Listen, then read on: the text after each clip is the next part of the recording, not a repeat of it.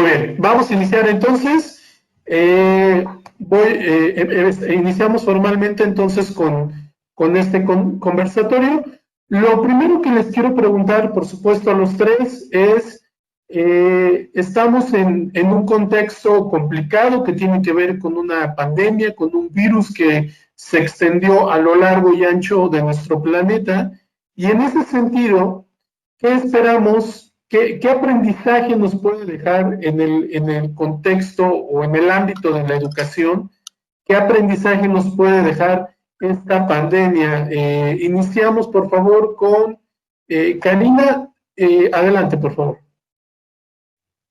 Sí, bueno, buenas noches a todos, gracias por este espacio. Creo que va a ser fructífero para poder compartir no solo miradas, sino también experiencias, ¿no? Bueno, con respecto, César, a tu pregunta, creo que estamos viviendo una situación muy excepcional a nivel mundial. Debemos ser sumamente prudentes a la hora de afirmar cuestiones futuras en el campo educativo, ¿no? Por cuanto no solo porque vivimos en un contexto que cambia día a día, sino también porque yo creo que las profecías en esta particularidad no cabrían para nada, ¿no? Sino también por una cuestión de estricta responsabilidad, creo, moral, política, como intelectuales de nuestra sociedad, y debemos ser sumamente prudentes al respecto, ¿no? Sí podría considerar que se nos ha abierto quizás un espacio grande, enorme, fructífero, que nos permite y nos da la posibilidad de generar nuevos interrogantes, ¿no? Respecto a la escuela, respecto a la educación, respecto a las nuevas condiciones, a las nuevas maneras de aprender nuevas realidades, ¿no? Sin lugar a dudas, son cuestiones que se han ido instalando en el campo y en el debate público en la actualidad, ¿no? Yo creo que eso es lo fructífero y eso es lo que a nosotros nos viene enseñando esta situación. Ahora bien, en este escenario, digo yo siempre, cargado de incertidumbre, creo que la pandemia nos devolvió una cuestión de sensación de igualdad, ¿no? Nos enseñó de que todos somos iguales frente a esta situación de crisis social, de crisis del campo de la salud, de crisis económica, nos puso en ese lugar de igualdad en el sentido de que a todos nos puede afectar y que somos partes de una comunidad que vivimos y que experimentamos dicha situación de incertidumbre, ¿no? Por otro lado, el tema de la desigualdad creo que también nos ha enseñado y nos ha ubicado en esta posición de que estamos vivenciando brechas enormes, ¿no? Una situación de desigualdad que se vive desde una disonancia cognitiva, ¿no? De que parece ser que cayeron todas las certezas, que no todos vivimos la misma situación y que no tenemos las mismas condiciones para salir adelante y hacer frente a la situación de crisis por la cual estamos atravesando. Muchas gracias, Karina. Sí, justamente tenemos esta dualidad. Por un lado, igualdad en el sentido de que la pandemia no distingue entre clases sociales ni ningún otro tipo de estas clasificaciones que de repente nosotros hacemos de los sectores, pero por otro lado, bien lo mencionas, una suerte de inequidad, ni tan suerte, inequidad, digámoslo con todas sus palabras, en tanto que no le pega, nos pega a todos, pero no nos pega de la misma manera, ¿no? Y en el ámbito de la educación, por supuesto que no es la excepción. En ese sentido, la misma pregunta, por favor, Lulú, si nos puede responder, y la repito nuevamente para tenerla presente, ¿qué podemos esperar como principal aprendizaje en el contexto de esta pandemia? Yo creo que en esta parte de qué podemos esperar, me parece que rescato también lo que dice la doctora Cari con respecto a que nos está considerando la pandemia para todos iguales, pero también creo que lo que podemos esperar como principal aprendizaje de la pandemia es hacernos más solidarios más sensibles los unos con los otros. Me parece que la expectativa es que el aprendizaje sea cuidar de uno mismo, de los demás, del mundo. Es un planteamiento que ya viene manejando Foucault. Otro de los aprendizajes que se esperan de la pandemia es que a partir de las experiencias, los sistemas educativos cuenten con acciones preventivas y correctivas para implementarse en tiempos oportunos, restablecer los procesos. Por ello, las preocupaciones y las ocupaciones me parece que deberían de ser el generar planes de continuidad educativa sostenibles para momentos de contingencia. Esto es algo que se relaciona con los objetivos de desarrollo sostenible. Otro de los aprendizajes que se esperan de la pandemia, pues, es la innovación. Es un tema frecuente en las reuniones de academia porque se le asocia con apartarse de posibles riesgos y con la reducción de vulnerabilidad. Pues en este caso de la innovación, pues tal fue el caso de cuando el traslado de las aulas a los hogares generó la iniciativa de que las y los académicos, aprovechando los espacios y las tareas cotidianas del hogar, les plantearan actividades y pausas activas a las y los estudiantes para favorecer sus aprendizajes esperados, para hacer más satisfactorias sus experiencias formativas. Era un tanto que la comunidad educativa articulara el conocimiento con el hacer, el ser y el convivir, usándolo desde casa, como dice el doctor Santos Guerra, en los mares de las teorías, los ríos de las prácticas. Otro de los aprendizajes que se esperan en la pandemia, pues, es la reestructuración de los procesos. Por ello, se generaron una reestructura en la administración de los programas, se optaron por estrategias varias para mantener la comunicación con la comunidad educativa, no solamente usando la tecnología, sino ajustando tiempos incluso también que se destinaban a las actividades, se usaron tiempo, se destinaban a ofrecer a los estudiantes cuadernillos de manera impresa física. Los recursos que antes eran accesorios, bueno, se convirtieron en principales para diseñar materiales y lecciones. Otro de los principales aprendizajes que se espera en la pandemia, pues, es la colaboración entre todos y todas para desmontar problemas, porque nos afectan en forma muy directa. Por ello, las reuniones continuas en foros virtuales con la presencia de muchos académicos para trazar la hoja de ruta ante grandes incertidumbres, todos haciendo presencia para una escuela mejor, porque, bueno, dos cabezas piensan mejor que una. Otro aprendizaje es aprovechar a repensar la escuela. Conviene también escuchar las peticiones de las voces académicas. Muchas gracias, Lulú, por tu participación. Vaya que nos diste en estos 3 minutos un largo listado: innovación, planes y programas, reestructuración de los procesos, de rediseño de los recursos, que se unen a los aspectos como igualdad y desigualdad en sus distintos momentos que nos decía, por supuesto, Karina. En tu caso, ¿cuáles serían esos aprendizajes o esos aprendizajes que alcanzas a percibir debería de dejarnos esta situación de pandemia mundial? Bien, primeramente agradecer al equipo de Alternativa de Educación, Sinapsis, por la invitación. También envío un saludo a Karina hasta Argentina, a Lulú en México, a ti, César, que también creo que estás en México, y pues el saludo ahí a todos. Y a las personas que nos están escuchando, pues también les transmitimos un saludo caluroso desde la bella Cuba, aquí en el Caribe. Karina hablaba de algunos temas súper importantes, de algunos aprendizajes súper importantes, igual que Lulú, que hizo una trayectoria bastante rápida y larga por todo lo que se espera que hay que aprender. Por lo tanto, se espera mucho aprendizaje, porque esta situación, por lo menos yo desde que nací, que tengo 38 años, no la había vivido, nunca la había vivido. Y con esta era tecnológica tampoco la habíamos vivido, nunca. Se incrementó algo más de lo que se venía haciendo con las universidades a distancia o las universidades online.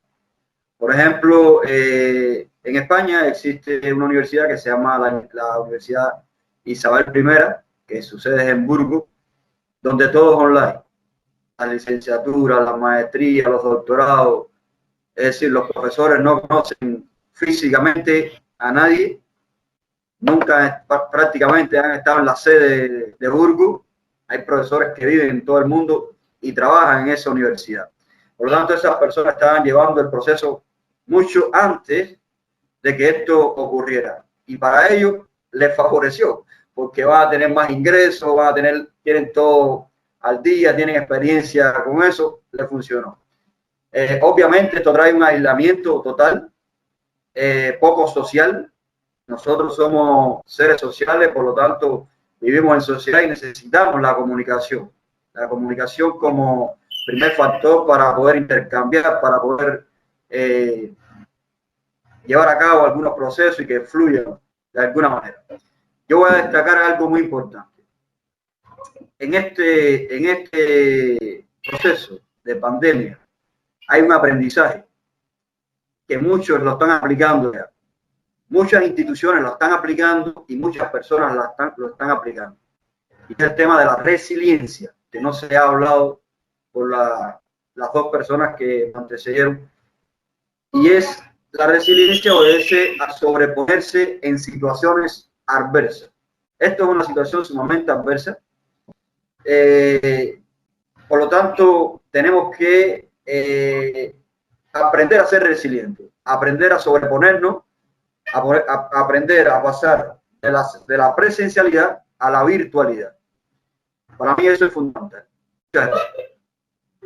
Correcto, Cádiz. Muchas gracias por la participación. Le agregamos entonces un punto más estratégico, básico, que nos dice Cádiz, como es justamente la resiliencia, y que es este concepto ampliado de la resistencia, que implica cuestiones mucho más psicológicas y que vaya que pone a prueba a nuestras sociedades modernas una situación como la pandemia. Entonces, justamente retomar el concepto de Cádiz, tenemos que aprender a ser resilientes en este momento. Continuamos entonces la segunda pregunta.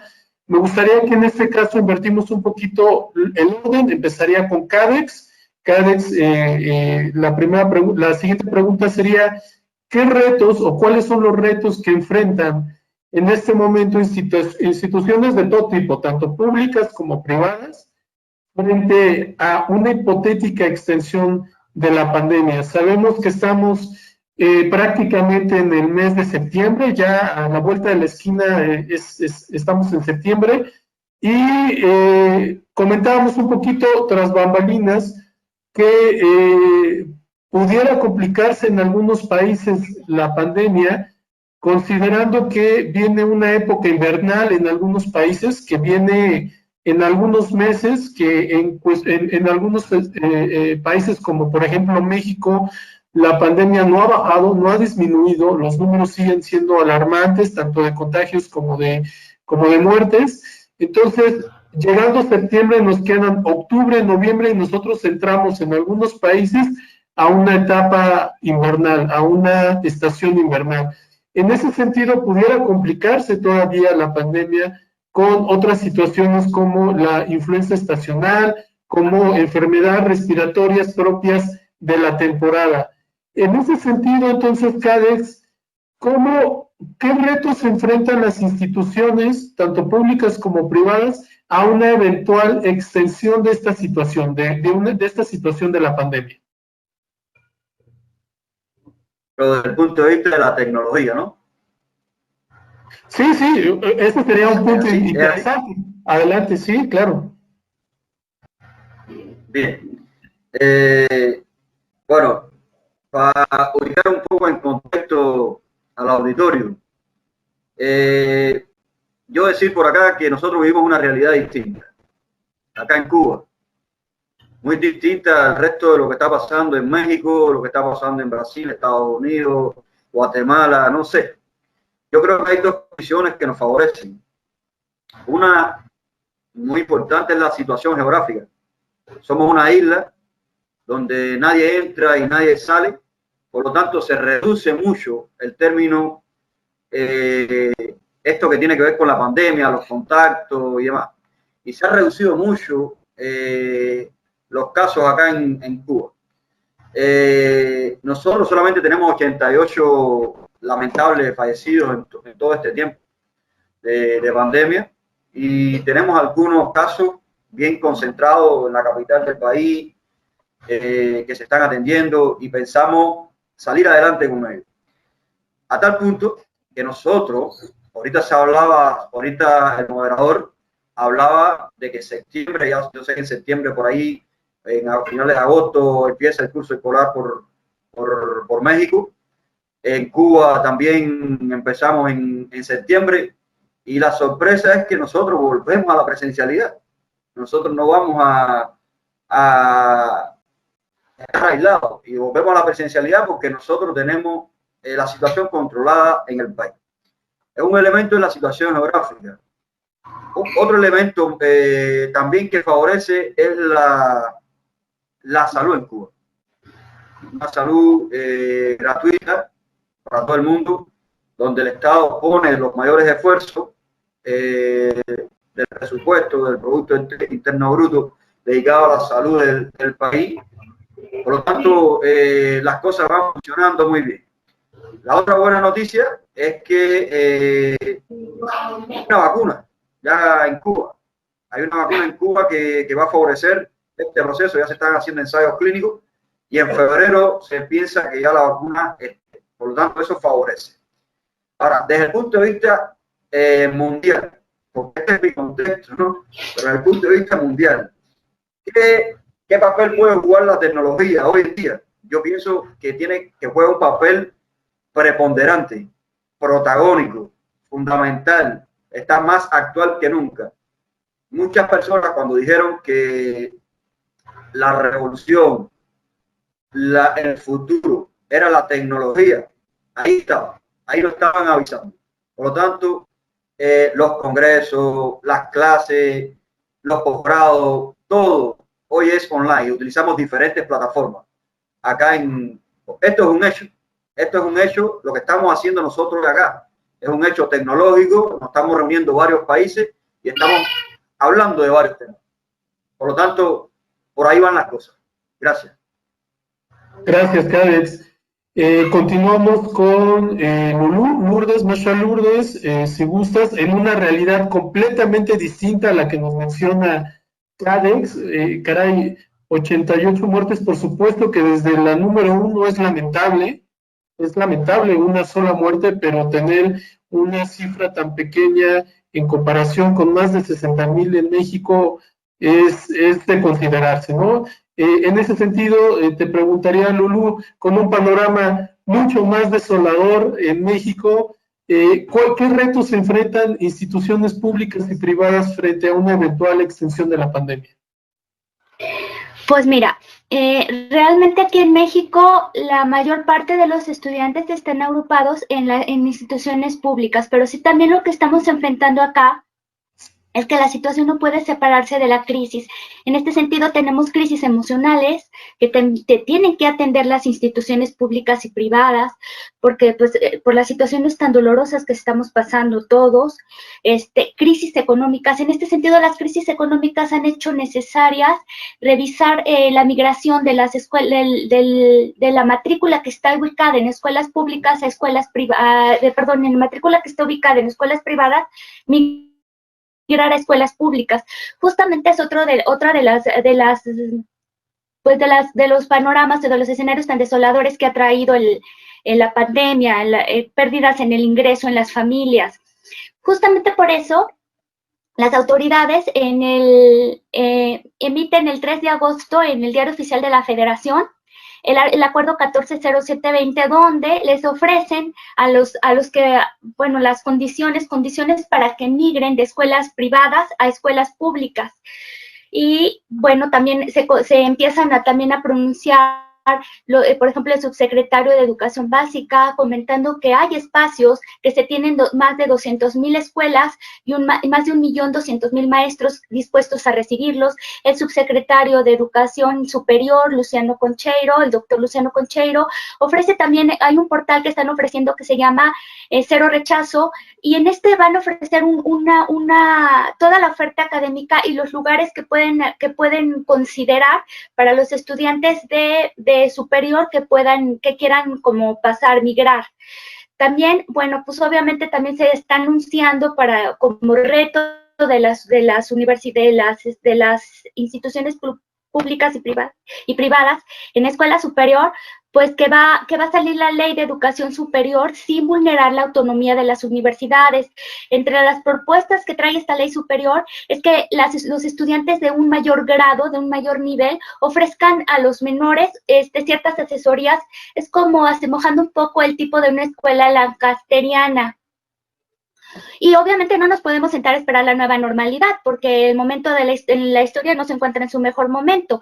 Las instituciones tienen el reto de recuperar y mantener a su matrícula. Sin duda se preocupan por reestructurar desigualdades y minimizarlas. El principal reto es atender las emociones, y por ello hay que ocuparse de la cobertura, de la infraestructura, o sea, para tener los edificios en condiciones de regresar cuando sea el momento, hasta que esté el semáforo en verde. Pero aunque esté el semáforo verde, no vamos a regresar completamente presencial, sino en forma híbrida.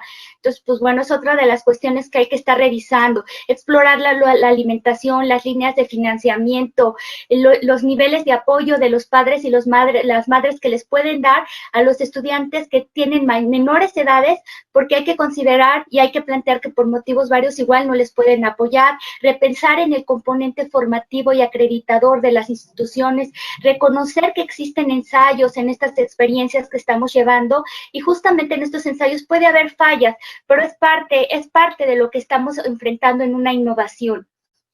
Entonces, todo esto tenemos que tenerlo bien replanteado, replantear y acordar estrategias que garanticen el apoyo continuo, brindar comunicaciones claras, transparentes, oportunas, menos agotamiento para los que estamos partícipes dentro con lo que nosotros estamos tratando, ¿no? Que sean respuestas como no tan largas y que la audiencia que está con nosotros también tenga participación y esté presente y atenta y nos comparta también lo que sienten, que es importantísimo escuchar. Justamente por eso se hace los estudiantes, nos interesa conocer todo esto.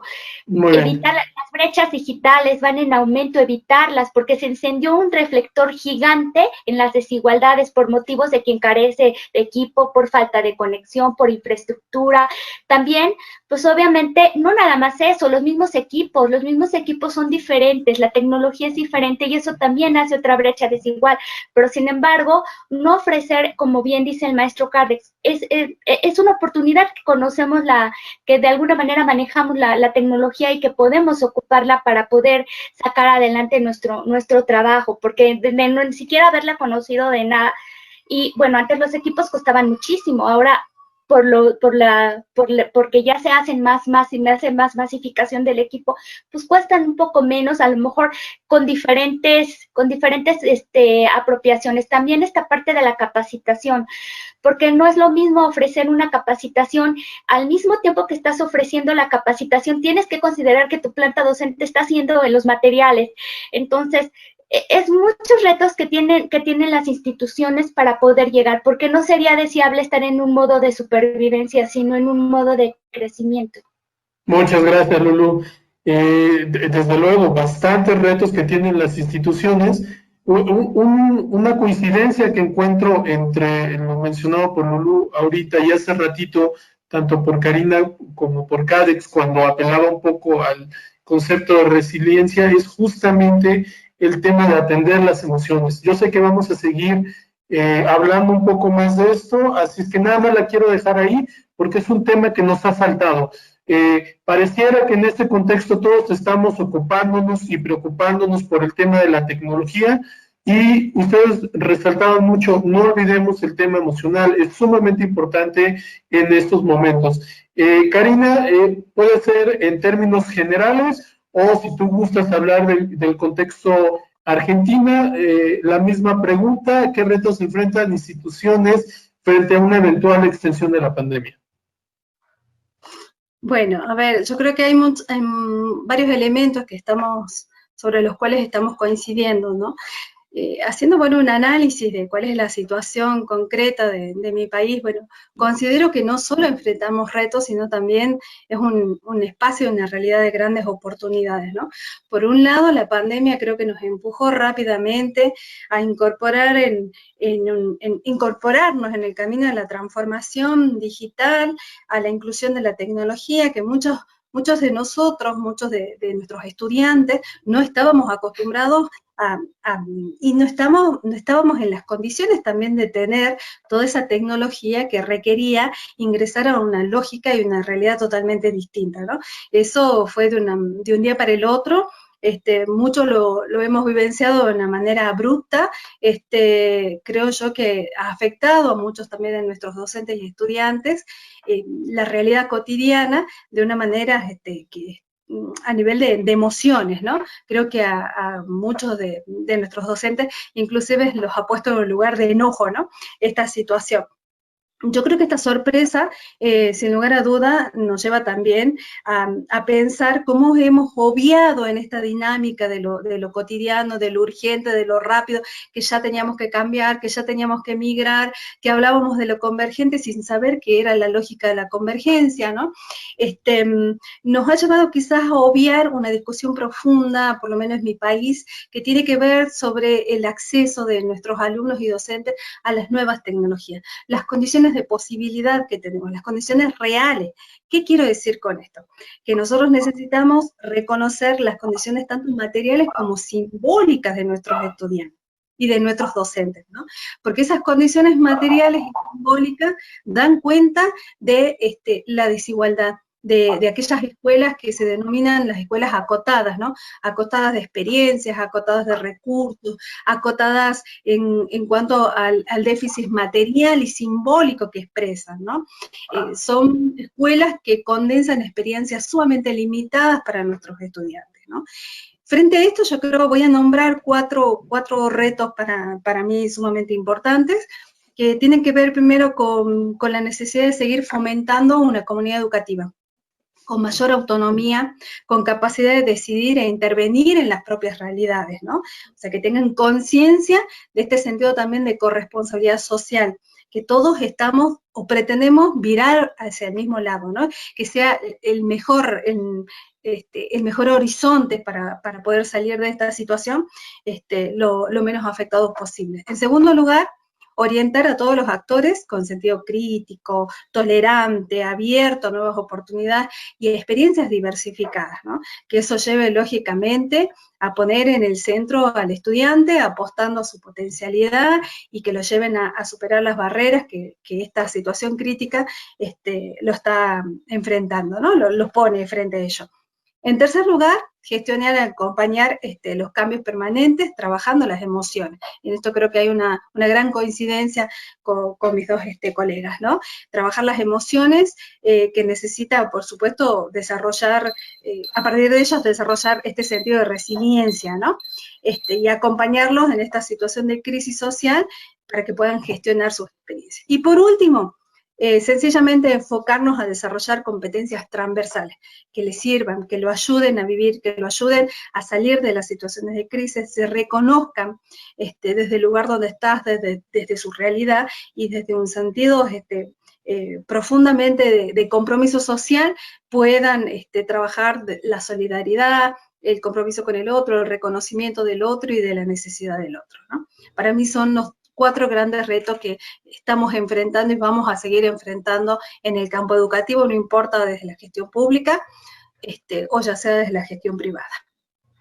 4 grandes retos, decía Karina, pero también decía 4 momentos de oportunidad, esta creación de comunidad educativa, orientar a los actores inmersos en todos los procesos educativos, la gestión de las emociones tan importante que ustedes están reiterando y estas competencias transversales.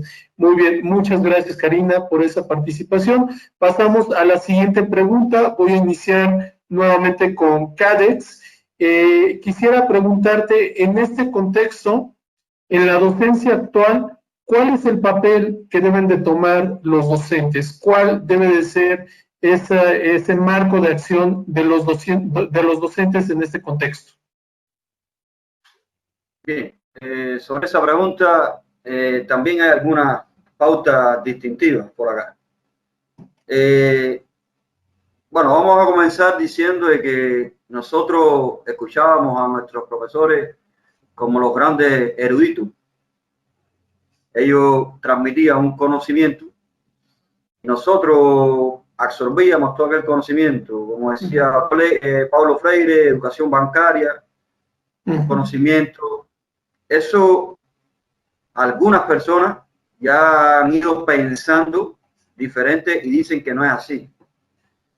Dicen que el proceso de enseñanza-aprendizaje es bidireccional, por lo tanto el docente transmite, enseña, pero en ese proceso él también aprende y viceversa. El alumno aprende y también puede transmitir una enseñanza a su grupo, a los componentes personales del proceso educativo, entendiéndose este como objeto de la pedagogía. En ese sentido, el docente hoy más que nunca tiene un papel de favorecer los procesos de enseñanza-aprendizaje.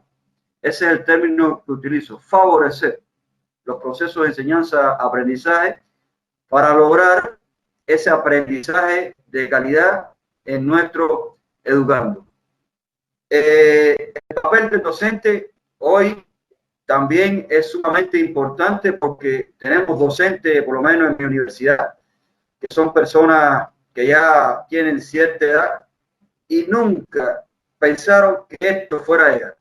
Nunca pensaron que esto fuera a llegar y eran personas que hoy por hoy le hacen rechazo a la tecnología. Entonces, esto para ellos marcó una pauta, marcó un hito en la historia para muchos docentes. Yo creo que no solamente en mi universidad, sino en el mundo, porque he tenido la oportunidad de conocer otras universidades en otros contextos y he hecho la misma pregunta. ¿Hay docentes acá que le hacen rechazo a la tecnología? Oh, sí, los tenemos, los tenemos. Pues yo pensé que era en Cuba, ¿no? Era un problema contextual y prácticamente no es así. Hay personas que por su edad le hacen rechazo y esto tiene que ver con la resistencia al cambio y lo que se habla en teoría del cambio. ¿Qué cosa es el cambio? Adquisición de nuevos aprendizajes para cambiar, ¿no?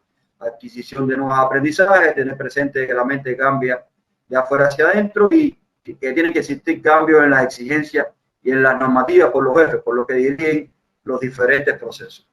Por lo tanto, aquí el papel del docente en nuestro contexto es algo diferente, porque fíjense que nosotros en el sistema educacional cubano, hablo del sistema educacional desde la enseñanza primaria hasta el 12º grado, entiéndase el 12 grado antes de ir a la universidad. Todas las clases en el país fueron televisadas a nivel nacional. Eso es algo distintivo de muchos países. ¿Por qué? Porque contamos con un solo currículum, un solo plan de estudio. Por ejemplo, el primer grado de la enseñanza primaria, desde la punta de Maicí hasta el cabo de San Antonio, de punta a punta Cuba, es el mismo. Por lo tanto, nosotros tenemos la posibilidad como país de la misma clase, desde un televisor, transmitirla por un canal cubano, de la televisión cubana, y se transmite a todo el país. Eso funcionó así en todo el país, en toda la etapa de pandemia. Y por ahí se dieron las clases. Entonces fue bastante fácil para las personas y los estudiantes respondían a través de seminarios integradores, cosas así. Pero en las universidades es algo bien distinto. Los planes de estudio coinciden teniendo en cuenta las disciplinas. Por ejemplo, la disciplina de formación pedagógica general es la misma, pero cuando usted va a ver la pedagogía crítica, la pedagogía básica, hay asignaturas que la dan, otras que no la dan, diferentes carreras, no todas las carreras están en la provincia. Entonces ahí hicimos varias alternativas. La suerte de nosotros fue que nosotros volvimos a la presencialidad y terminamos. Y los años terminales, a partir del 15 de junio, ya nosotros estábamos ya en la presencialidad y nosotros cerramos nuestro curso. Hicimos nuestra graduación. Por ahí están las publicaciones en Facebook. Y entonces el papel de nuestro docente acá estuvo constantemente a través de teléfono, a través de grupos de WhatsApp, porque tengo que decirle, como mismo le digo, que hay cosas que favorecen el proceso acá en Cuba, hay cosas que también lo contrarrestan, y es la tecnología. En Cuba adolecemos de tecnología, y adolecemos también de la conectividad a Internet. El acceso a Internet lo tenemos todos. Todo el mundo tiene la posibilidad de acceder a Internet. pero no todo el mundo cuenta con la economía suficiente para poder acceder. Es un gran problema poder acceder a Internet. Cuesta mucho dinero acceder a Internet acá en Cuba. Entonces, en ese sentido, no pudimos adoptar lo que muchos países del primer mundo hicieron, que están dando sus clases online. No lo pudimos hacer, pero adoptamos la posición de televisar las clases. Es decir, tomamos la alternativa y se cumplió. Exitosamente en Cuba se cumplió. Esa es la idea. Muchas gracias. Correcto, Cadex, muchas gracias. Dos ideas muy interesantes. Ahora retomamos, no me extiendo más, quiero ir rapidísimo con esta misma pregunta para Lulú, para Lourdes. ¿Qué papel deben de tomar los docentes justamente en la docencia actual, Lulú? Pues yo creo que en la docencia actual, la narrativa central es nuevamente la relación con uno mismo, el cuidado con uno mismo, la relación con nosotros, la relación con el ambiente, porque también cabe decidir aquí en nuestro país que los docentes son quienes más rápido han reaccionado. Fueron los que primero se enfrentaron las circunstancias, los que sacaron adelante el sistema educativo. ¿Por qué? Porque lo que habíamos dicho de los retos que se esperaban en la pandemia, necesitamos planes de continuidad educativa para poder responder a esto, pero bueno, llevan un tiempo. Entonces, bueno, la pandemia justamente va a ser una justa valoración a lo complejo que es ser maestro. Nos hizo esta valoración, ¿por qué? Porque planear las actividades es donde hipotetizamos lo que esperamos de los aprendizajes, que no basta solamente con la disciplina. Justamente ellos, o sea, los maestros fueron los que lograron que el sistema educativo no se interrumpiera, aunque también para terminar los ciclos, el ciclo escolar se terminó con televisión, se terminó en algunos casos, pues obviamente con celulares y en otros casos hasta con cuadernillos impresos, pero hubo muchas tensiones. Entonces yo creo que a los docentes tenemos que generar esos planes para evitar estas tensiones, porque también tuvieron cambios en las rutinas, tuvieron que resolver actividades a la par en sus casas, resolvían todo lo que tenían en sus casas, más a la par lo que tenían educativamente, y todo esto pues obviamente les ha generado estrés. Entonces yo creo que esa es una de las cuestiones que el docente está viviendo y que también comprende al estudiante, y en este sentido también es una valoración del docente y valoración de lo que se vive en casa. Ahora sí que entramos hasta la casa. La hipótesis de usar los ordenadores o los ordenadores, la televisión, lo que sea, se consideraba que era transferir el hecho educativo a la casa, pero la hipótesis resultó diferente. Entonces, nos lleva a considerar, eso es lo que también esperan los docentes, cómo van a presentar los contenidos para captar atención, atendiendo a relaciones de tiempo, de progresos, de recursos, de cuidado con los demás, de supervisión, porque hay que entenderla que en casa no todos tienen ni el ánimo o a lo mejor no tienen el conocimiento para poder acompañar a los estudiantes o tienen muchos hijos o solamente un equipo. Las prácticas y la buena implicación es algo de los retos que tienen los docentes, atender al grupo y atender a la diversidad. Algo que también develó la pandemia es que los niños o los jóvenes considerábamos que tenían como ser nativos digitales, pues eran muy rápidos para manejar todas las plataformas, sí, pero lo lúdico, lo que se refiere a cuestiones académicas necesitan apoyo y la tecnología es para acrecentar la propia formación. Entonces, realmente los docentes se dieron cuenta que también no eran los únicos que tenían, aunque sí había apoyo, o sea, los jóvenes de repente o los niños aparentemente manejaban mejor, pero no eran los únicos que estaban tenían este desgaste emocional. Incluso no es una posición de lo más cómoda a veces estar muchas horas en un celular y la posición ergonómica que uno tiene. También, obviamente hablamos todo esto de las emociones. Muchos docentes también reconocen que el estar en la evaluación, porque fue otra de las cosas que también hubo mucho pues cómo se iba a manejar la evaluación, ¿para qué? Porque consideraban que había implicaciones quizá en el autoestima, en la emoción, en la parte emocional de la salud, que iban a ser cosas injustas a tanto los evaluados como los evaluadores. También reconocen que era riesgoso regalar notas, pero también restringir y hacer la vida académica insoportable. Entonces también estuvieron en acuerdo que las experiencias que superasen, las experiencias de formación superasen el cumplimiento de programas y ocupar mejor las experiencias de los estudiantes en ser más sensibles al problema de contexto, a resolverlo con todas las competencias de manera integral, con el ser, con el hacer, con el conocer, con el convivir.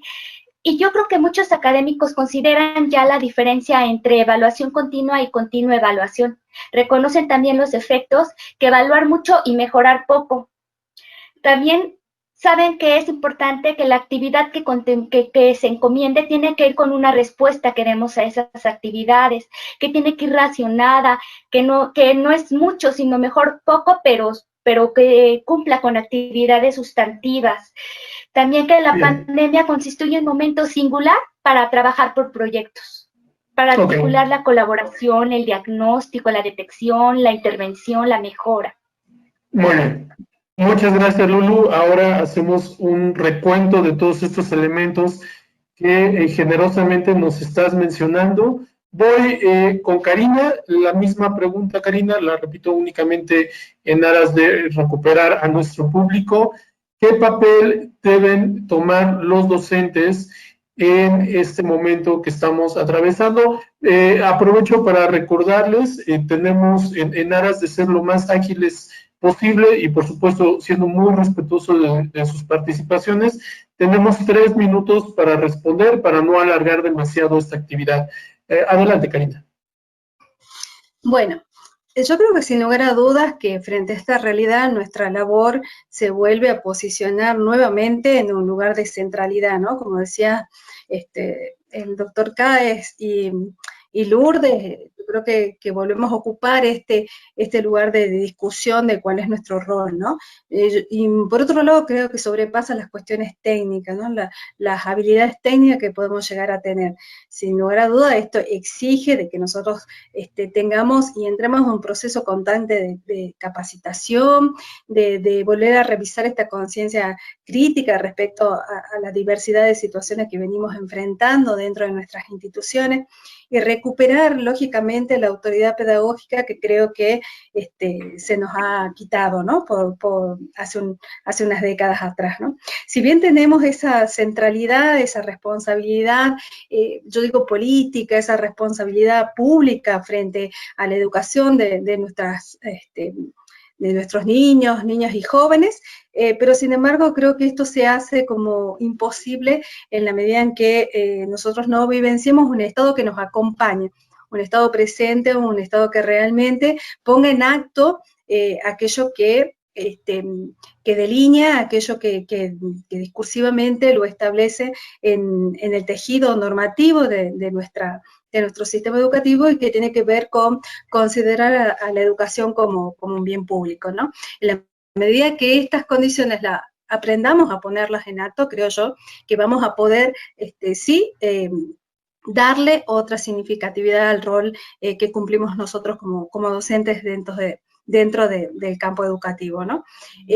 Esa centralidad, lógicamente, tiene que estar, vuelvo a insistir, acompañada por condiciones de posibilidad que el Estado debe brindarlo. Escuchaba a Cáez cuando decía, bueno, cuáles fueron esas estrategias. En su contexto, en su realidad, la verdad que uno no deja de aplaudirlas, ¿no? Porque por ahí yo considero que lo que nos está faltando fuertemente a nosotros es tener casualmente esa visión unificada, ¿no? Un proyecto a largo plazo, un proyecto que pueda prever las distintas situaciones. Hoy nos tocó esto, mañana nos va a tocar seguramente otro tipo de situaciones que van a profundizar aún más las grietas que vive por lo menos mi país, ¿no? Y acá esta cuestión yo creo que nos interpela en algo sumamente importante que tiene que ver con la capacidad de gobernabilidad de nuestros dirigentes, ¿no? La excesiva brecha que se va gestionando cada vez más desde las mismas estructuras políticas, yo creo que no nos ayudan a crecer, no nos ayudan a cumplir nuestro rol desde esta responsabilidad ética, política y moral que nosotros tenemos y desde las cuales nos hemos formado, ¿no? Al contrario, las brechas se van a ir profundizando aún más en este sentido, ¿no? Debemos, por supuesto, recuperar esa responsabilidad como Estado. Y creo que todos somos estados en ese sentido, ¿no? Y bueno, y también confiar en que hay un Estado que tiene que realizar una autocrítica al respecto y no seguir profundizando aún más esas divergencias que no nos ayudan a crecer. Muy bien, recapitulando algunas ideas, nada más para cerrar con esta pregunta.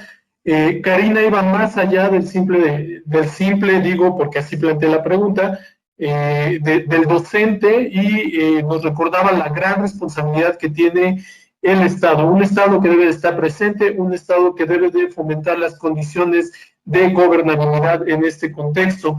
Nos recuerda que en la educación tenemos que recuperar esta concepción de la educación como un bien público, ¿no? O sea, de repente nos perdemos, estamos en instituciones privadas, pero tenemos que seguir pensando que la educación es un bien público. En ese sentido, estamos en un momento en el que tenemos la oportunidad de recuperar y que estamos recuperando la centralidad en el docente, la autoridad pedagógica, nos decía Karina. Por su parte, Lulú, decir que reconocer cómo los docentes fueron los primeros en reaccionar ante esta situación.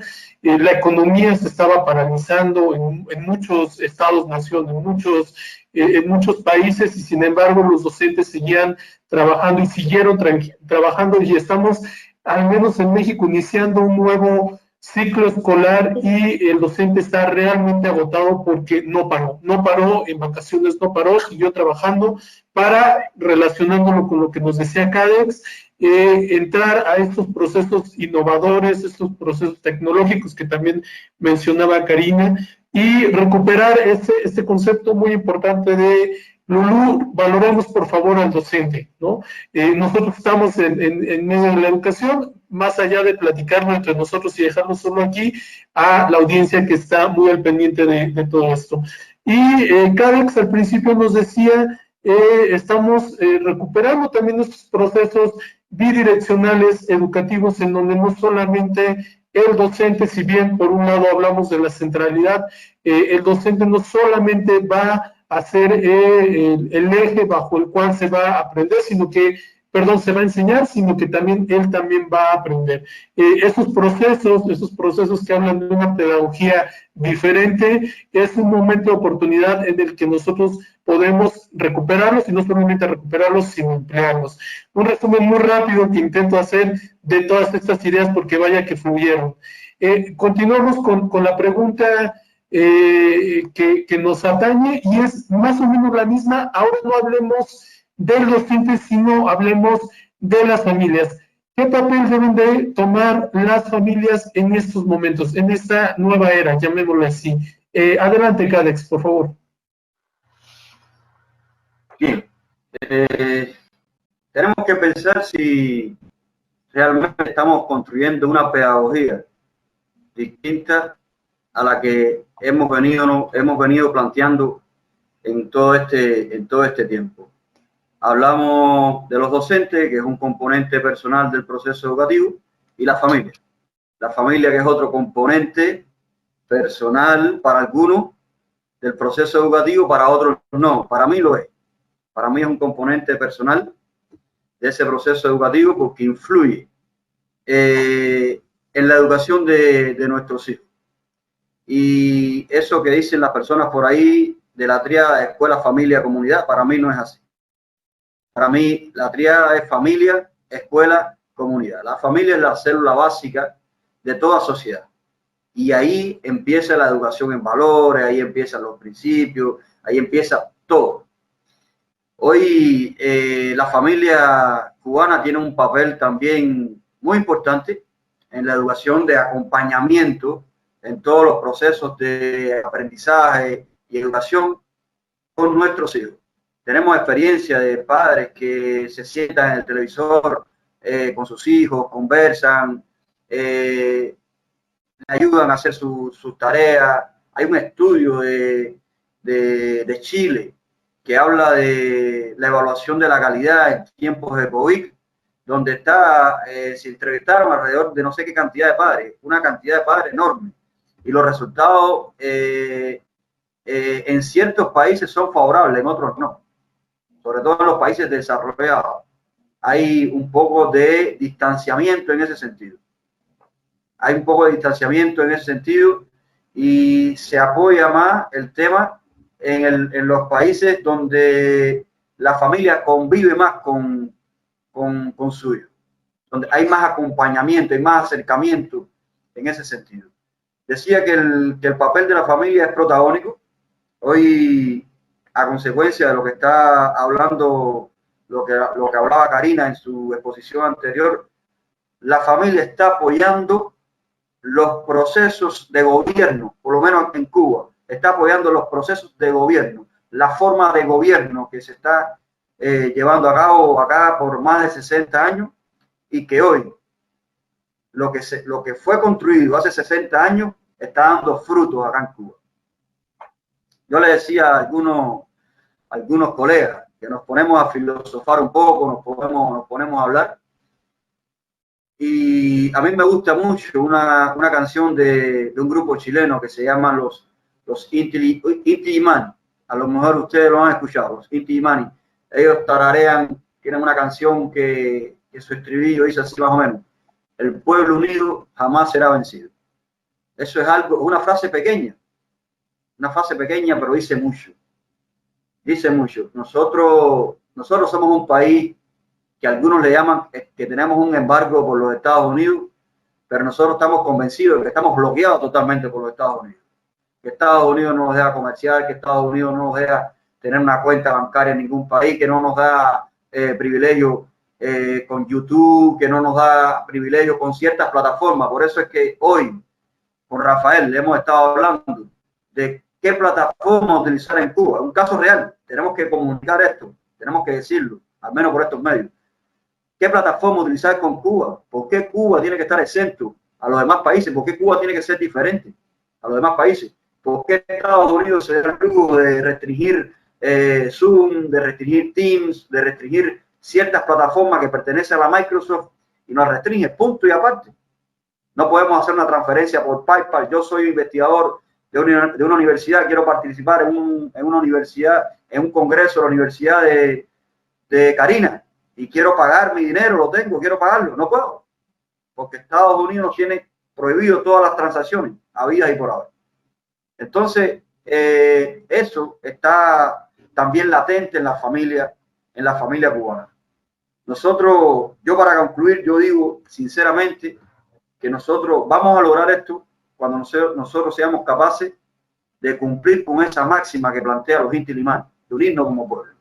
Cuando Latinoamérica se alce y diga de nuevo, aquí estamos presentes nosotros, los humildes, para los humildes y con los humildes, nosotros vamos a avanzar como continente, nosotros vamos a avanzar y nos vamos a sentir un poco mejor. Y la familia de nosotros, la familia, tanto en México, en Argentina, en todos los países, se va a sentir mucho más partícipe con las acciones de gobierno.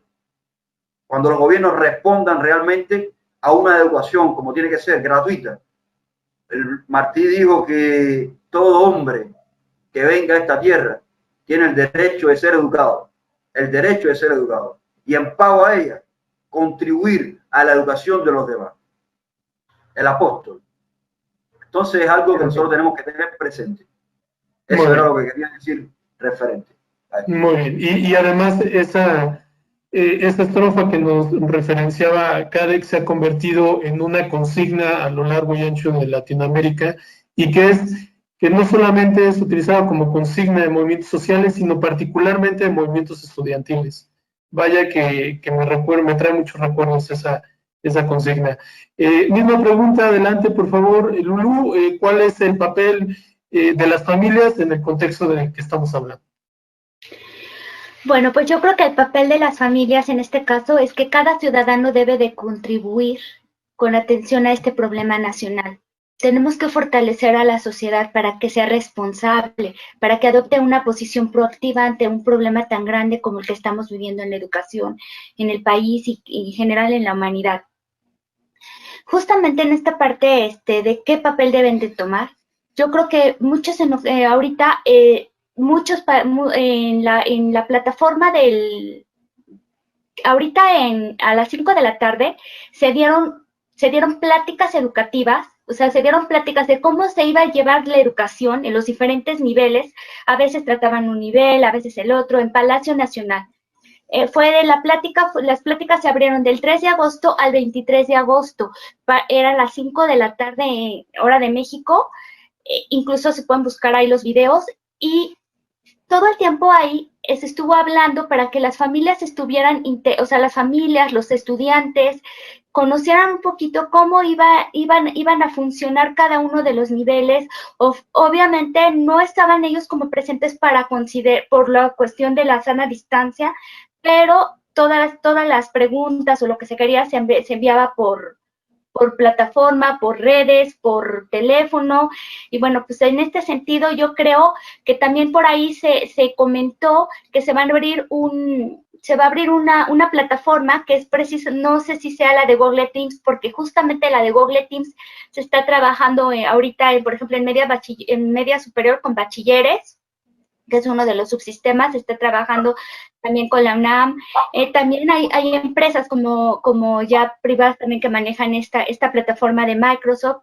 Entonces, por ahí también hubo de repente estas conexiones de estas alianzas del gobierno con algunas empresas privadas para poder ofrecer el servicio a través de plataformas, y que los maestros pudieran hacer uso de ellas.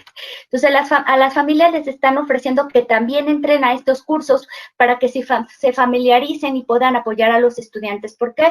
Porque sin duda, pues puede haber fallas en la ruta. Entonces, bueno, ahora, en este sentido, otro de los retos es que también las familias tienen que estar, o sea, ahorita que hay estos conversatorios, que hay virtuales, que hay forma de que ellos participen, se les invita precisamente a que puedan estar participando, a que conozcan cuáles son las tensiones, cuáles son las propuestas, cuáles son los modelos, lo que se pretende trabajar en cuestiones a distancia, en un modelo híbrido. Pues todavía no se ha formalizado como la línea, sino ciertos protocolos, nada más de entrada, y en este sentido es que las familias van a apoyar. ¿Por qué? Porque si no pueden resolver dudas presenciales, pues tienen que buscar distintas vías. Por eso creo que también es la parte de asociarles, ayudarles a llevar a estos cursos para que aprendan, para que puedan ofrecerles a través de un tutorial, de un audio, de un video.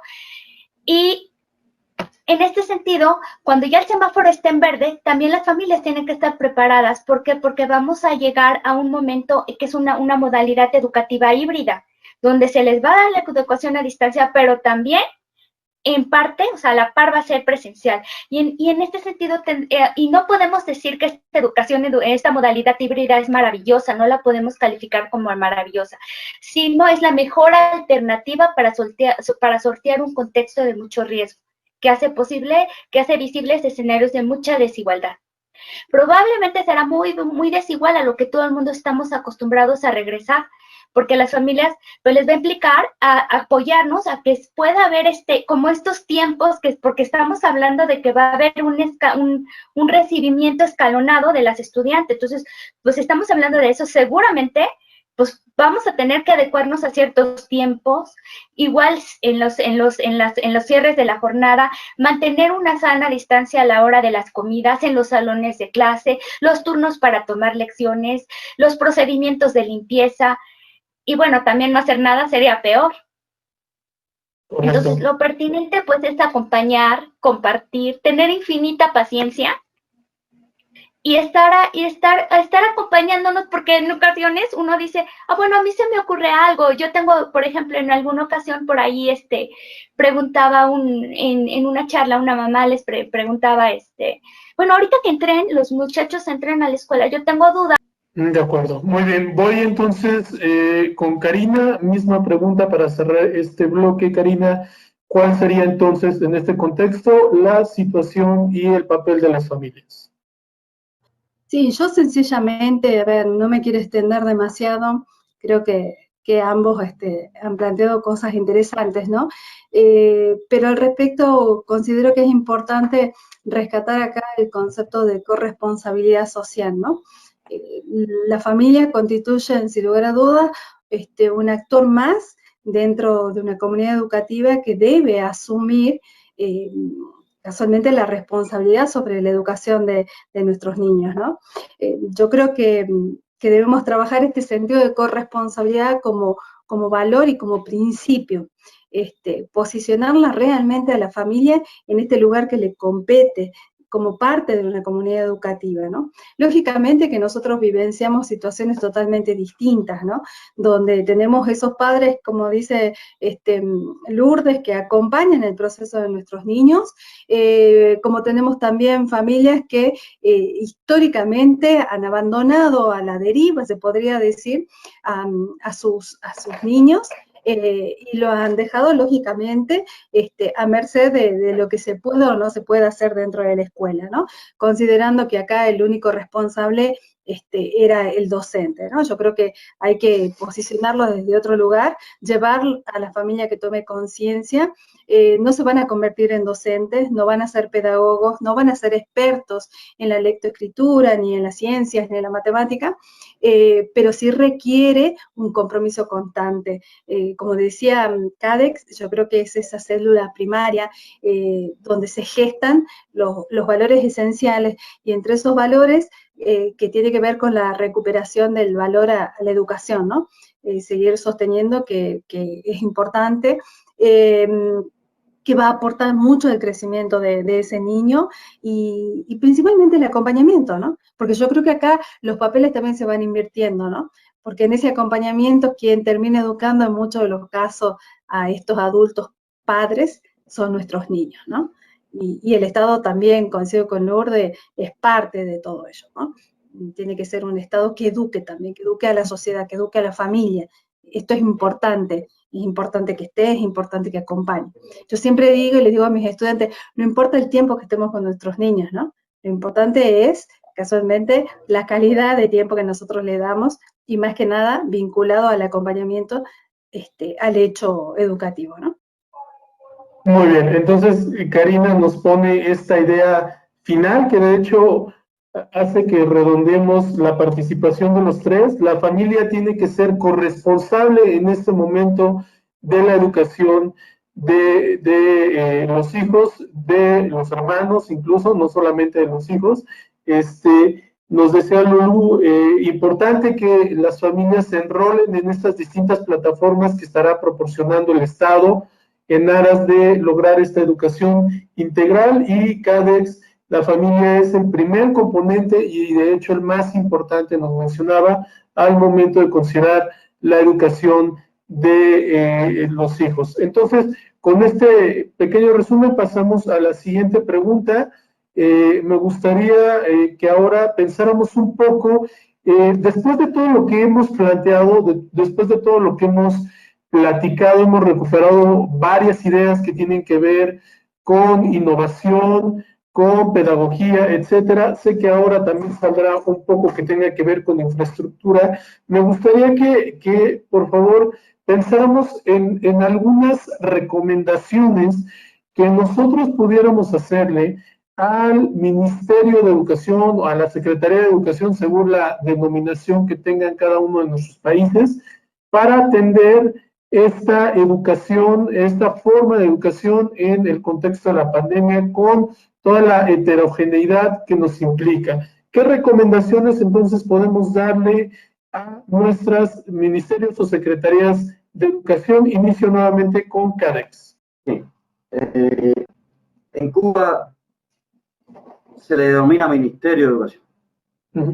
Y en Cuba existen dos ministerios de educación. Uno que atiende la educación general, desde primaria hasta el 12 grado, y el otro que se le llama MES, sus siglas son MES, Ministerio de Educación Superior. Ahí están todas las universidades, todos los institutos de de educación superior del país, que son 54. 54 universidades tenemos entre institutos, universidades de ciencias pedagógicas, universidades generales, universidades de ciencias médicas, todas. Hay algo por ahí que se llama liderazgo, y que este liderazgo surge cuando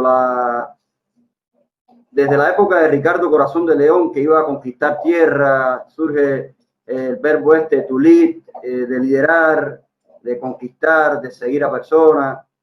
Y los primeros estudios de esto aparecen en el año 1906, pero en el año 1939 Kurt Lewis y sus colaboradores hacen un estudio y determinan los tres tipos, los estilos de liderazgo. Y estas teorías han trascendido en el tiempo. Desde un liderazgo de teoría de los rasgos, teoría de la contingencia, liderazgo situacional, transformacional, liderazgo transaccional también, de Bass y Abolio. Y se habla también de un liderazgo distribuido por Keynes Leygood, el canadiense. Y por último, salió por Furian una teoría del liderazgo sistémico. Yo creo que eso es lo que está pasando en Cuba hoy. Hay un liderazgo en el sistema completo de educación desde el ministerio, el gobierno, el comité central del país, que permite favorecer los procesos de educación en Cuba. Para nosotros llevar estos procesos a cabo, obviamente se tomaron decisiones en el país para llevar los procesos a cabo. Los procesos de educación en tiempos de pandemia. Y hubo contacto con nosotros, hubo criterios, nos dieron posibilidad de emitir criterios, sobre todo a los rectores, a los decanos, los jefes de departamento de las diferentes universidades, y entre todos fuimos construyendo alguna filosofía para poder avanzar. Yo te digo sinceramente, le digo a los participantes, no tengo nada que recomendar al ministerio. Yo estoy feliz con lo que está haciendo el ministerio de nuestro país, con lo que está haciendo el Estado. Por lo tanto, que siga así. Esa es mi recomendación, que siga así, que exista y que haya revolución por mucho tiempo. Muy bien, muy bien. Solemos ser muy críticos con nuestras autoridades. Es como una práctica que tenemos, y si en algún momento las cosas se están haciendo bien, también vale la pena reconocerlo como ahora lo hace CADEX. Y la recomendación es sigamos así, al menos en el caso cubano. En el caso mexicano, Lulú, ¿cuál sería tu opinión en esta pregunta? ¿Hay alguna recomendación que pudiéramos hacerle en el caso mexicano a la Secretaría de Educación Pública para atender la educación en este contexto? Coincido plenamente con el doctor Cadex. Yo creo que hay que identificar logros y que no se trata de descalificar el esfuerzo de las autoridades educativas. Estamos en un contexto de mucha incertidumbre. Ahora, sí considero que tendríamos que contar con planes de continuidad educativa para trabajar a distancia y también en forma híbrida, y que sean sostenibles para los momentos de contingencia, porque son pasos de avance a los objetivos de desarrollo sostenible. Pues también agregar que las autoridades educativas pues han tenido reuniones con las autoridades e instituciones de educación superior para agendar ya planes de continuidad educativa. Pues lo anterior cobra sentido, porque la preocupación de las autoridades ha sido evitar rupturas, o sea, por eso cobra sentido en trabajar en estos planes, porque ha sido evitar rupturas para la continuidad del ciclo escolar y acciones para salvaguardar la salud de la población. En México hay que reconocer que las autoridades educativas tienen presente lo importante de mantener un contacto físico, informar de los avances que se encuentran involucrados. También será importante reconocer que es importante manejar mayor claridad en la ruta educativa, en la hoja de ruta educativa, porque, bueno, dado que la meta es llegar a la excelencia, cobran sentido las palabras que comentó el doctor Hugo Casanova Cordiel, que es el titular del ISUENAM, en conferencia, porque advirtió la importancia de que los términos que se usan para las metas sean razonables para hacer posibles sus logros. Me parece también importante implementar acciones para evitar tensión en cuanto a los profesores que están tomando los cursos a través de las herramientas tecnológicas, porque están entre apropiarse de conocimientos, sumado al tiempo que toma la apropiación, más reuniones con la academia, más entrega de evidencias, más la elaboración de materiales, sobre todo ahorita que se está iniciando a distancia. Entonces, yo creo que es importante revisar esto para apoyarles en tiempos, en evitar tensiones, y porque hay que reconocer que todo proyecto toma su tiempo. Ahora, creo que también las autoridades, también es deseable recoger las voces de todos y todos en las redes, y que lo están haciendo en cuestiones de que durante las conferencias de Palacio Nacional comentaron que las dudas que llegaran, los comentarios, las estaban revisando en sus canales oficiales, para tomar como respuestas, ofrecer respuestas, a lo mejor sí, lo más posible. Lo más rápido posible. Parte de lo que motivó a que las autoridades realizaran las transmisiones en vivo fue eso, generar menos tensiones en los escenarios y procurar un bienestar emocional. Porque si bien es cierto, creo que también todos y también las autoridades educativas queremos que la educación mejore. Quisiera cerrar mi comentario en esta pregunta, pues reconociendo lo que se ha hecho en materia de educación superior. En este sentido, el doctor Luciano Concheiro sugirió como deseable generar una política vocacional. Por ello, hace visibles las ofertas y las ofertas para los jóvenes y las oportunidades de inserción laboral, e invita a consultar el portal Cero Rechazo, que es un portal que tiene como respaldo la Secretaría de Educación Pública. En este sentido, ¿por qué? Porque se trata de cerrar brechas, o sea, de cerrar las dificultades que hay en el acceso a la educación, y la propuesta que dio, así como es, iniciar en una institución superior como la que es Rosario Castellanos, para los estudiantes o los jóvenes que no han tenido la posibilidad de tener acceso en el momento de hacer exámenes, de ingresar en los exámenes a educación superior. Y al fin y al cabo, Rosario Castellanos, la Universidad Rosario Castellanos, tiene un plan curricular compatible con las universidades públicas. Lo que él decía es, pues, dado que el comportamiento de la matrícula es que pasado la entrada se satura a mitad de la carrera porque baja, entonces quizás sea posible que las y los estudiantes se incorporen por ejemplo, a la Universidad Autónoma de México, y así poder obtener una doble titulación.